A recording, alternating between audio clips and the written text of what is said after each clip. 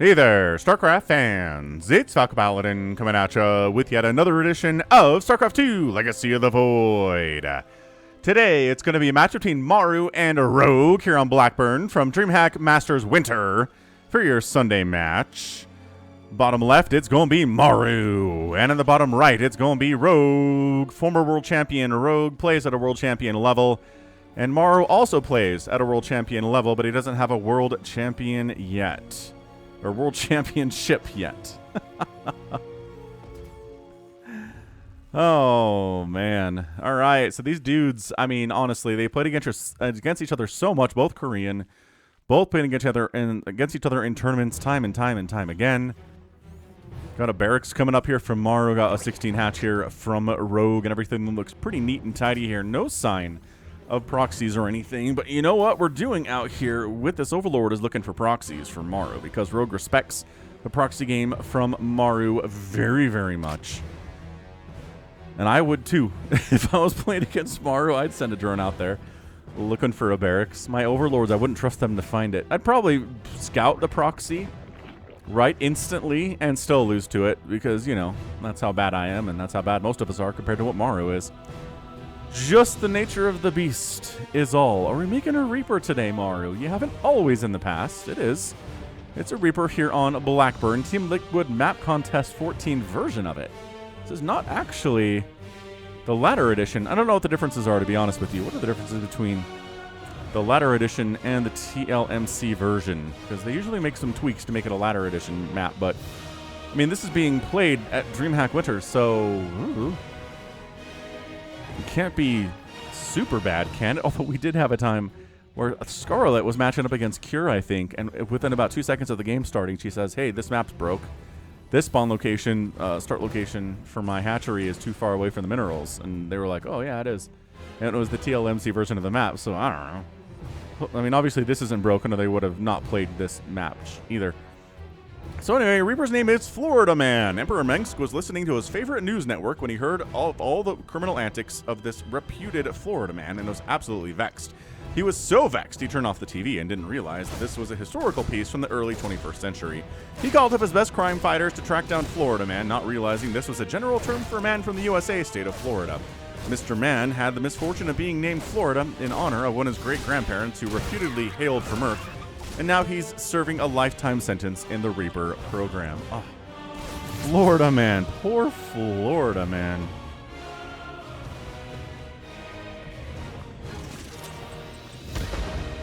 Actually, wow. Throwing down a bunker here. Tries to get a bunker up.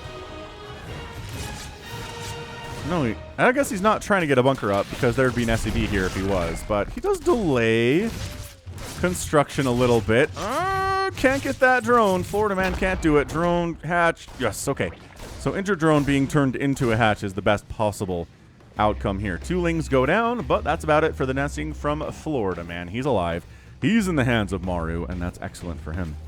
Speed on the way. Third base on the way. All things well in the town of Rogue. What is Maru up to? Pretty darn quick starport with Hellions and Marines. So medevac, yeah, medevac play here. Pretty short flight rush distance on this map. Not too far. Creep spread, trying to spread this creep out to the third base as fast as possible, but these Hellions and this Reaper are going to have something to say about that. Working together, 2 Hellions and a Reaper. Name a more iconic trio in StarCraft 2 than 2 Hellions and a Reaper. I bet you can't do it. I bet you can't. Reaper moves in. There's a queen there, so they have to evacuate the premises, obviously. But it's keeping some pressure on Rogue, trying to make sure he's keeping his attention homeward. Maybe not focusing on macro as much as he wants to. Creep spread continuing to push up. It will connect to the third base when it's done, which connecting your bases with creep is the absolute 100% goal of any Zerg player in the first 10 minutes of a game. Are your bases connected with creep? If they are, you're going to feel better about things. If they're not, you're not. Cloak Banshee for Maru on the follow-up. Pretty strong little Hellbat Marine play here. Okay, do we have Banelings? Absolutely not. Do we have Hellion or Queens? Yeah, oh, that's a beautiful concave of Queens. Reaper not dying. Reaper's Zanal. Ah, Reaper gets target fired. What the what? Leave the Reaper alone. He's not the threat here. Oh, right side Queen down, and Ling's trying desperately to get rid of these Hellbats. They can't quite do it, man. Oh, but the queens are, there you go, able to pull that off. Going to try to unload at the third base. There's some lings in there too. Couple queens went down. So 2 queens died. 20 zerglings have died too. Is that really 20? It is 20. But 5 hellbats, a handful of marines. Creep spread is going to be denied there. At least that tumor goes down. But the second one is still alive, which is super mega ultra important. Banshee moving out. Overlord scouts it.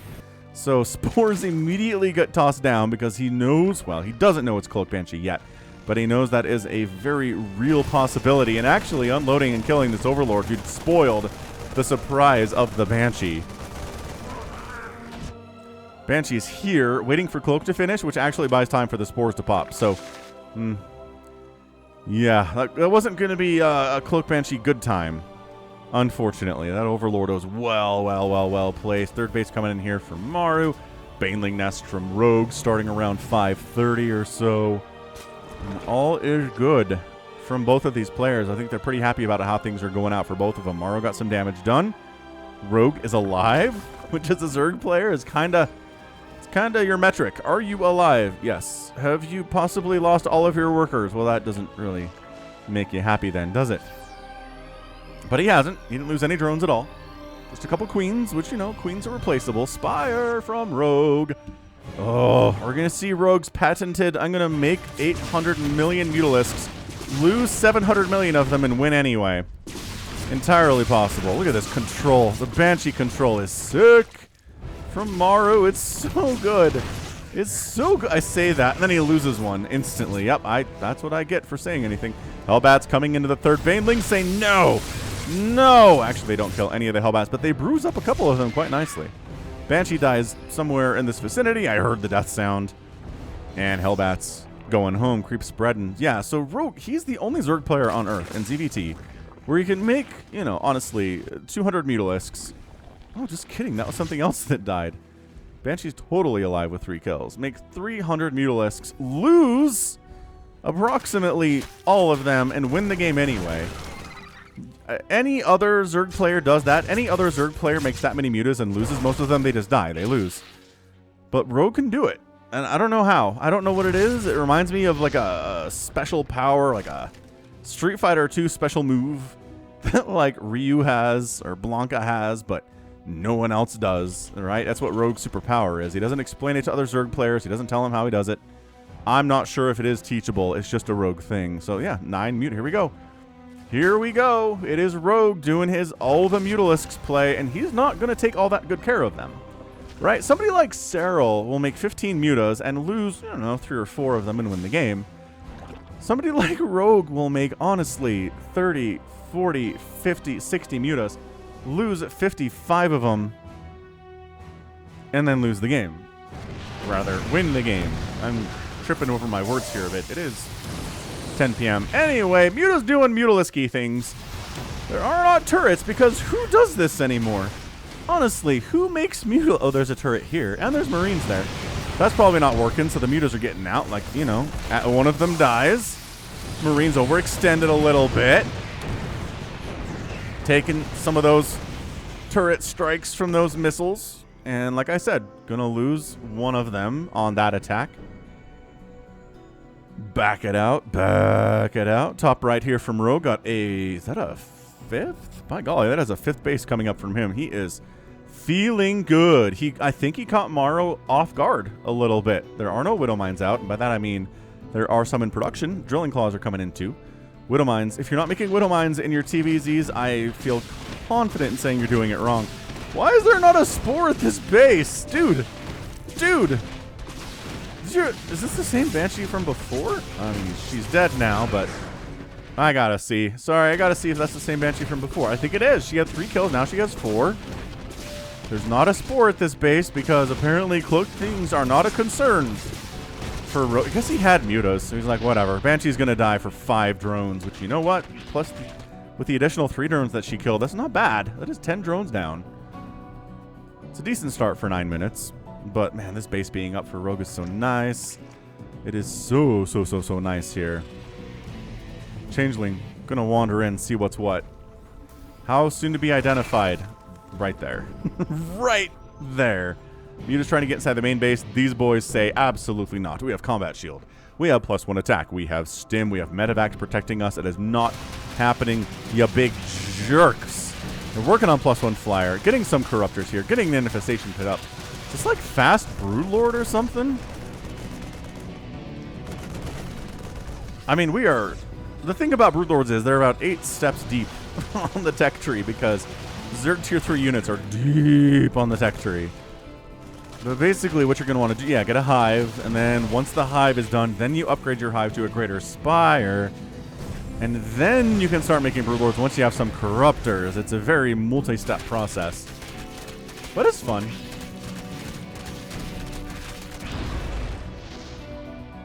Creep spread, doing the creeping stuff. This impaled Ultralisk. It's like displayed here. Like somebody picked up a dead Ultra and impaled it there, and it's like, this is what happens. Let this be a warning to you, Zergs everywhere. And Rogue then took that personally. He's not going to make any Ultras, though, I don't think, based on what he's working on here today. Mutas, no, not going to happen. Get on out. Get on out. Concussive Shell coming in.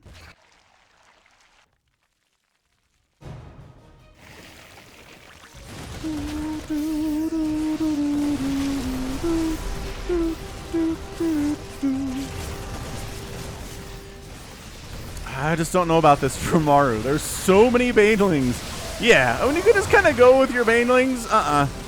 Nope. Widowmine doesn't really make a huge connection there. These Widowmines make some connections, but holy crap. Like I said, it's just a lot of Banelings. They're off creep, and they're feeling their oats. Oh, some extra connections there at the end.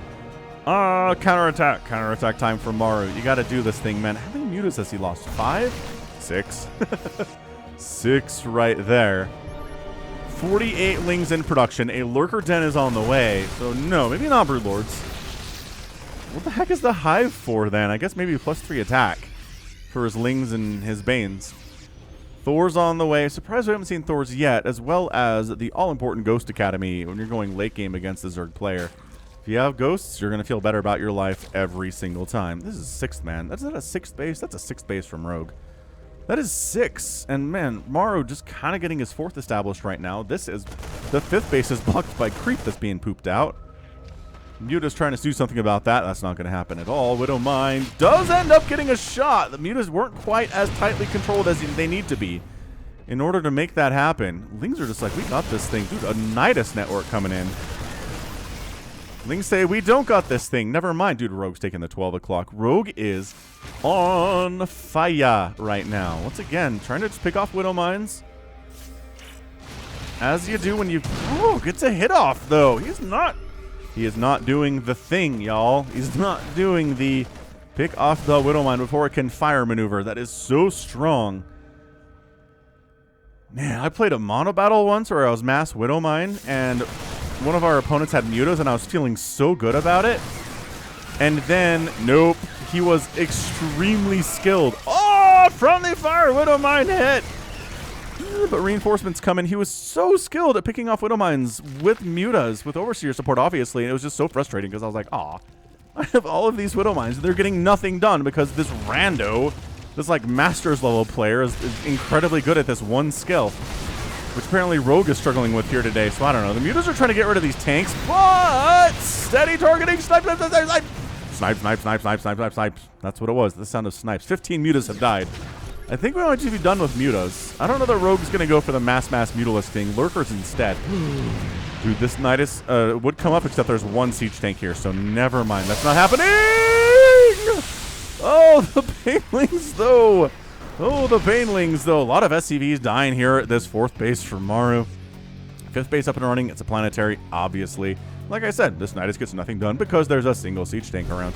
Lings, Mutalisks, wow, going for it here. Rogue is just not a care in the world. Banelings off creep, doing whatever they can. Banelings not really great against ghosts or tanks at all, and yet connecting. Oh, 37 SCVs down. It's 172 to 124 supply. Suddenly, Rogue just has a massive advantage here. He's making 70 Zerglings. The income tab has looked like this for the last 10 minutes. It is a lot of blue, guys. A lot of blue, ladies and gentlemen.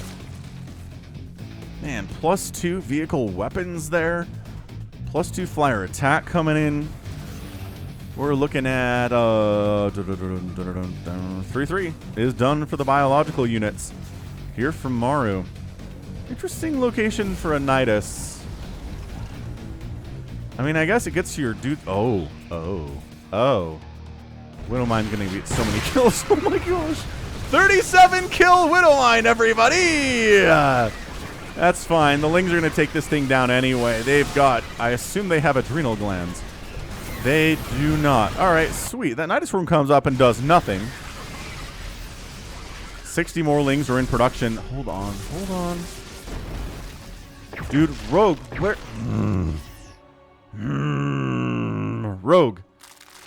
Rogue, where are your adrenal glands? For the hundreds and hundreds of Zerglings that you're creating in this game, where are they?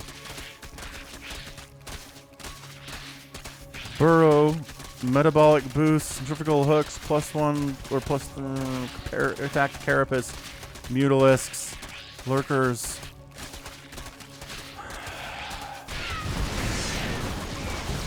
This tank would be dead if you had adrenal. Just, you know, just a common thought.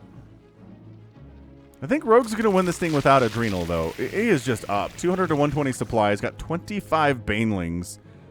This Nidus Worm got killed by something. I don't know what it was. I was busy stressing out about upgrades. Another Widowmine connection, though. My gosh, these Widowmine connections today. Tank down. Other tank down. This is big. Picking off tanks if you're Lings is one of the better things you can do with them. Engaging into huge amounts of Marines is not good, but you know what? You'd be able to kill these Marauders if you had adrenal. Instead, you are not going to be able to. Huh, look at that. Rogue, how do you not? Are you just styling? I think he's just styling, man. He is. He's just styling. He's got Lings everywhere. Some of them came up into the natural base. Supply depots and whatnot are on fire. Maru is way down on supply. He doesn't need adrenal glands. He don't need no stinking adrenal. Do not explode on that tank, Banelings. Thank you. Do you have to explode on that? Yes, you do have to explode on the planetary because you don't have adrenal. Doesn't matter. This game is over. 187 to 105 supply.